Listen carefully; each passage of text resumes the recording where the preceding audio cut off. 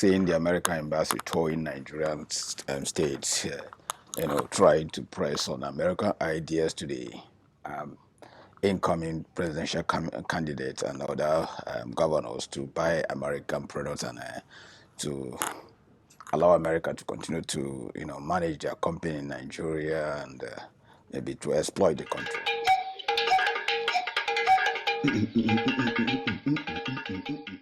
I'm not against the diplomatic um, relationship between America and Nigeria, but let's face the fact: if American government have the interest of all Nigerians, and they really want Nigeria to function as a country, then it worked for the embassy, American government, to call all the aiders of Nigeria to ask them what they really want. They have an issue at hand in that country which need to be addressed. I heard the Mr. Steve, or the Consular General Steve, saying about starvation, poverty, and all those things in Nigeria.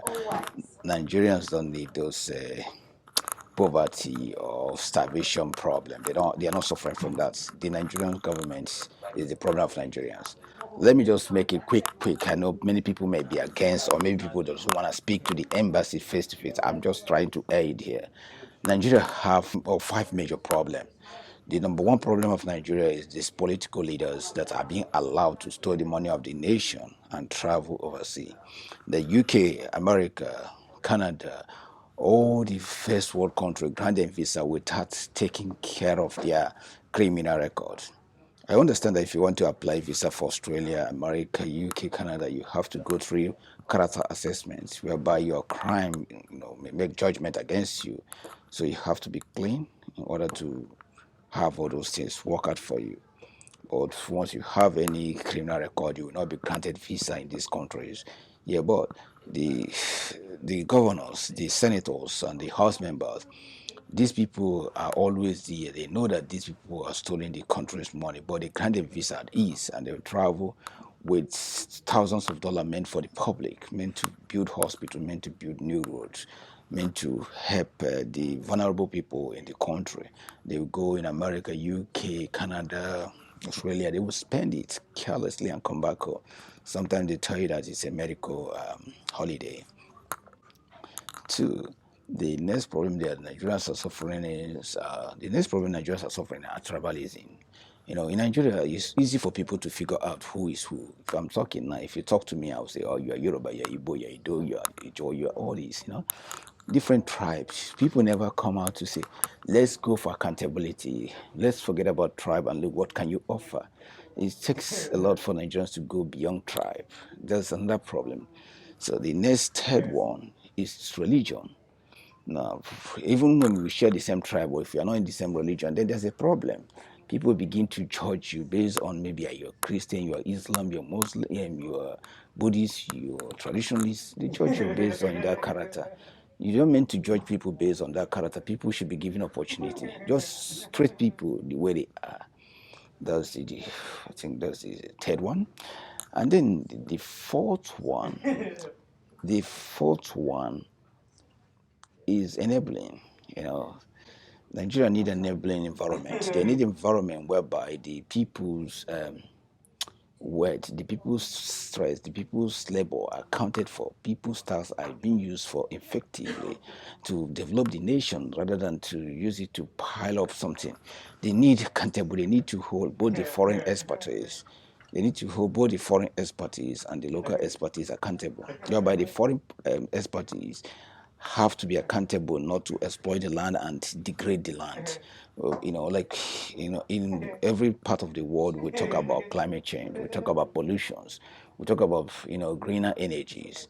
This is something that the companies are getting away in Nigeria. Look at where they are mining the oils, where they own that area. They cannot fish. Even the fish you got in that area may be contaminated. In this place, they will not eat it. In Western world, they will not eat it. They will tell you the fish are contaminated.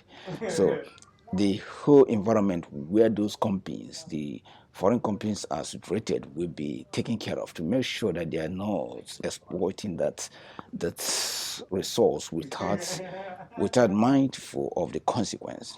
Then the fifth is security. The Nigerian security outfit should be gone beyond physical harm or physical injury or slap. It should work on more intelligence and technology. These are something that need to be fixed. These five things is something that the embassy should be talking about.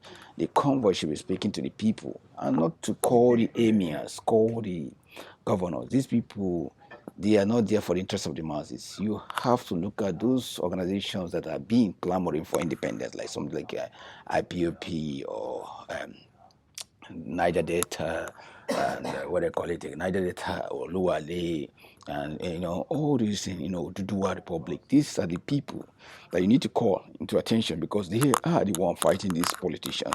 You have to bring them to the table and ask them what they want. You guys have to come, for certain agreements, or you guys will find an alternative. They want to leave the country, they can leave. But if they want to stay, they can work together. This is what we expect from diplomats like state like America.